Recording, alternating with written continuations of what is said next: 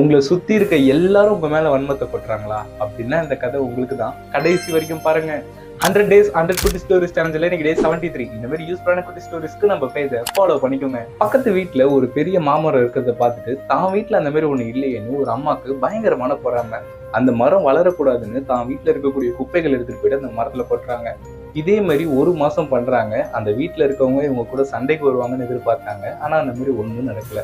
அன்னைக்கு ஒரு நாள் வழக்கம் போல இந்த அம்மா குப்பையை கொட்ட, அப்ப அந்த வீட்டுக்காரம்மா இதை பார்த்து ஒரு கூட நிறைய மாம்பழத்தை எடுத்துட்டு போயிட்டு கொடுக்குறாங்க.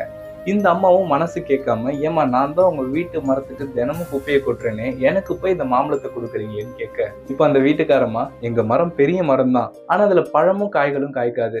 எப்போதுல இருந்து நீங்க உங்களோட குப்பைகளை கொட்ட ஆரம்பிச்சீங்களோ அப்போதுல இருந்து அதுல பழமும் காய்களும் நல்லா காய்க்க ஆரம்பிச்சது.